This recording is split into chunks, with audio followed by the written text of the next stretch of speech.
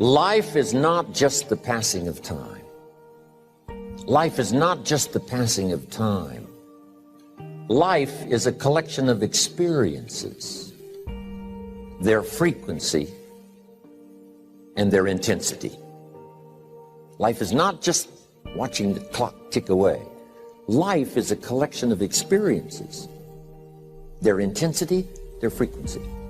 So here's what whatever the span of your life turns out to be, here's what you want to fill it up with: experiences and the intensity of those experiences.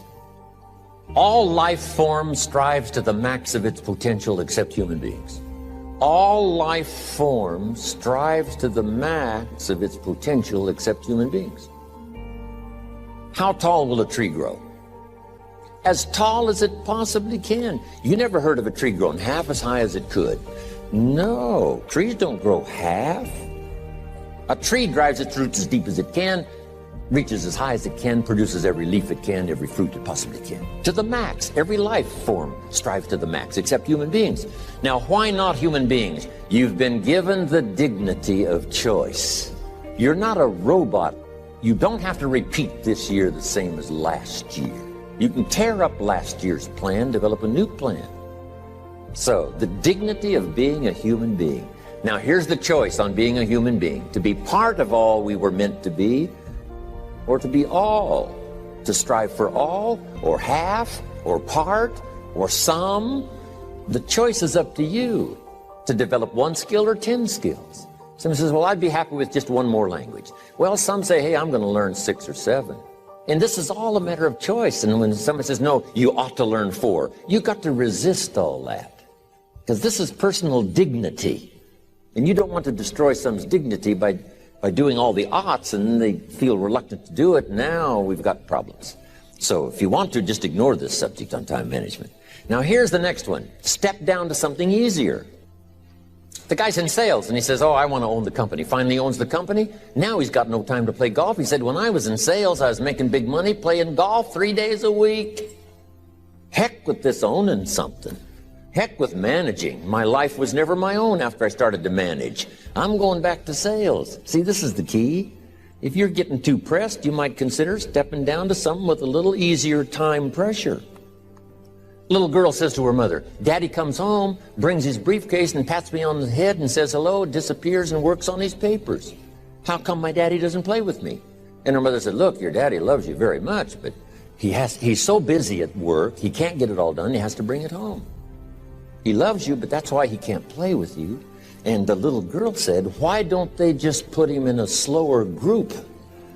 Remember when I said some things I went for cost me too much? So reconsider. Next key to time management. And that's work longer and harder. But see, there's a limit to that. I almost lost my health the first year. I went so crazy about personal development and achievement. I just went bonkers. You know, I told you I was skinny, but at the end of that first year, I was a walking shadow. And then it suddenly occurred to me, what if I got rich and too ill to spend it? I mean, that was a shocker. So I started, developing a little more reasonable. Because I said, if 12 hours won't do it, I'll work 14. If that won't do it, I'll work 18. I mean, how many hours it takes. And sure enough, it cost me too much. So see, working longer and harder for some might be appropriate. If you're just sitting around not doing that much, this might be good, work longer and harder. But you can only work so hard. Here's the key, not to work harder, but smarter. When you've worked as hard as you can, doing the best you can in terms of physical output in the time, reasonable time. Now here's the ultimate in the management of time, and that is you simply become more skillful. That's good in sales. You got to jot that down. When you're new, you make up in numbers what you lack in skill. Now, when you become more skillful, the numbers can go down because now your persuasive ability and all of that is now so high that you don't need to put as many numbers out. But at first, if you want to compete or if you want to really get good, you've got to put in the numbers. But if you get more from yourself, develop more of yourself, now the time management becomes an easier task. Now here's the next thing. Either you run the project or it runs you. I've found out when you start something, at first you're in charge. All of a sudden, a year later, it's in charge. Some of the companies I started, I'm telling you, I'm in control. A couple of years later, I'm out of control. At first, I've got it on the run. 2 years later, it's got me on the run. Haven't got enough time. I'm dizzy with trying to get it all done. So here's part of the key, and that's to get in charge. Say, I'm going to take charge of my health.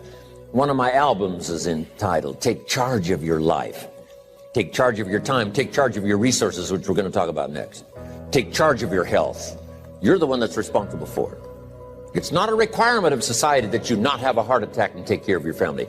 That's not a requirement of society, but you must make it a requirement of yourself. Society doesn't require that you build a financial wall around your family nothing can get through. That's not a requirement of society.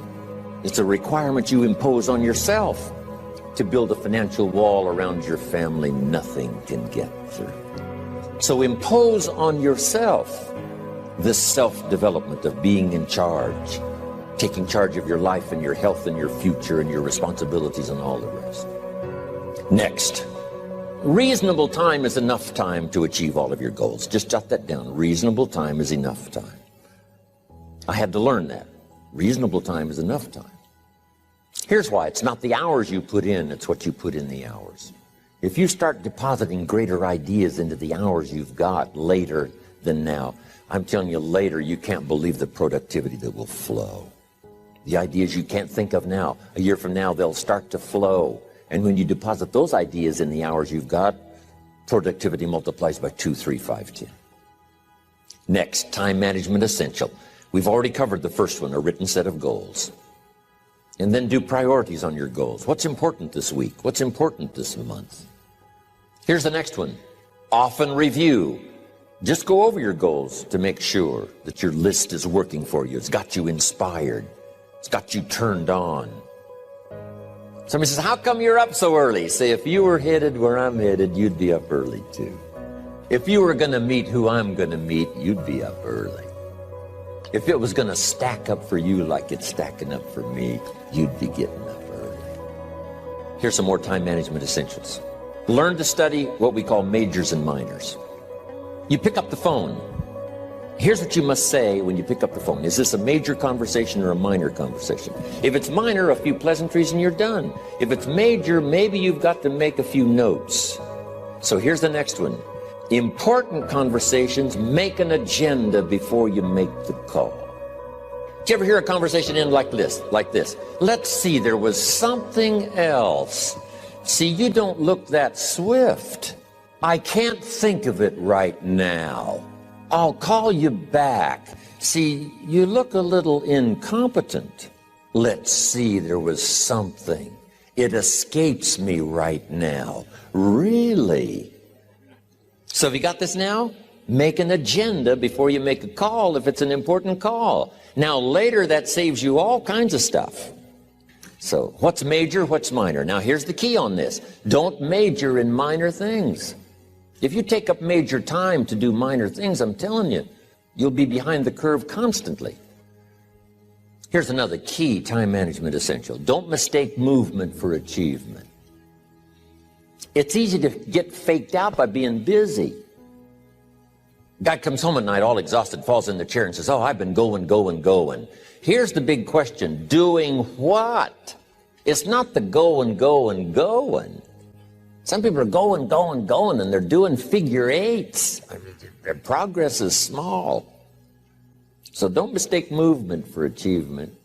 Now here's a big one, concentration. I had to learn this. All those years ago, I'm in the shower trying to compose a letter. Found it turns out to be a strange letter. So here's what I learned to do. Save the work till you get to the office. Save the work till you get to the work. Don't try to get to the office on the way to work.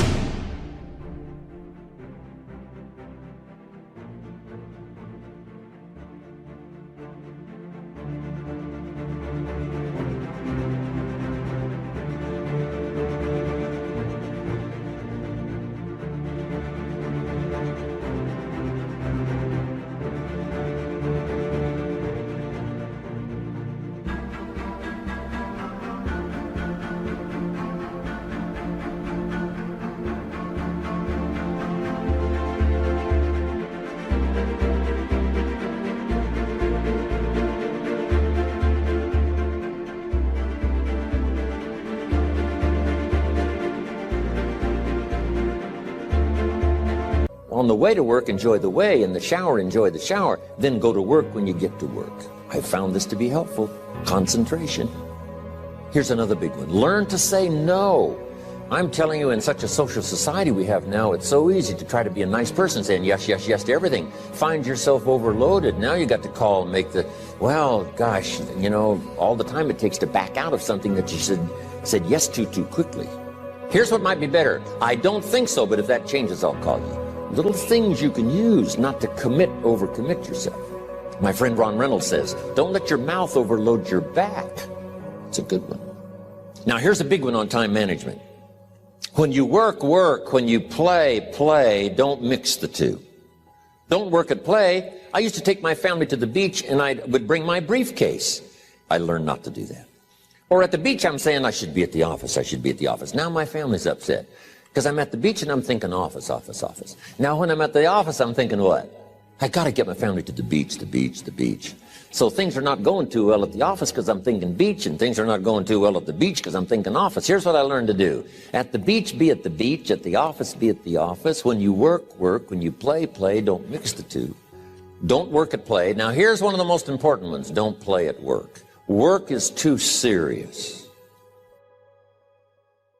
Good afternoon, ladies and gentlemen. It is an honor to be speaking to you today about one of the most important topics of our time. That is time management.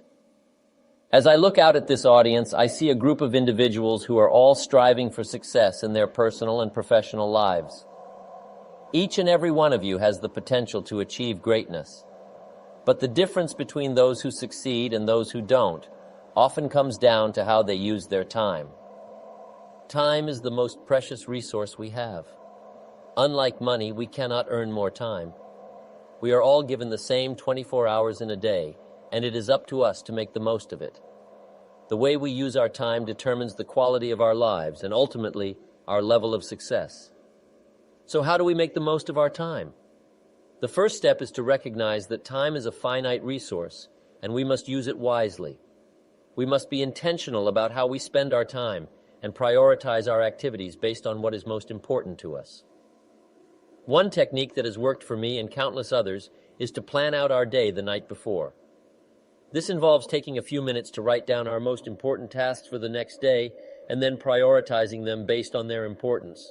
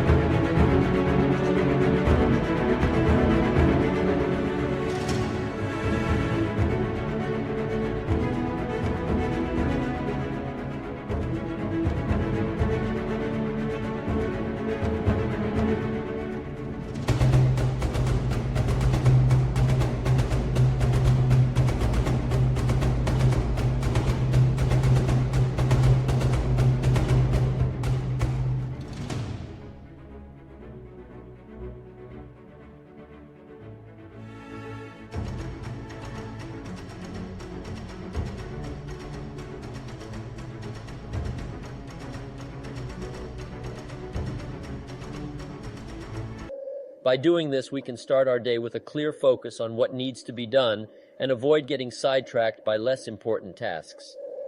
Another key to time management is to eliminate time wasters from our lives. This includes things like watching too much TV and engaging in other activities that do not contribute to our personal or professional goals. By eliminating these time wasters, we free up more time for the activities that truly matter. Of course, it's important to remember that time management is not just about being productive. It's also about making time for the things that bring us joy and fulfillment. We must make time for our families, our hobbies, and our passions, as these are the things that make life worth living. In conclusion, time management is a crucial skill that we must all master if we want to achieve success in our lives.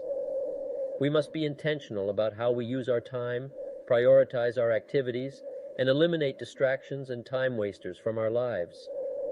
By doing so, we can maximize our productivity, achieve our goals, and ultimately live a more fulfilling life. I encourage each and every one of you to take a closer look at how you are using your time and make a commitment to using it more wisely. Remember, Time is the one resource we can never get back, so let's make the most of it. Thank you.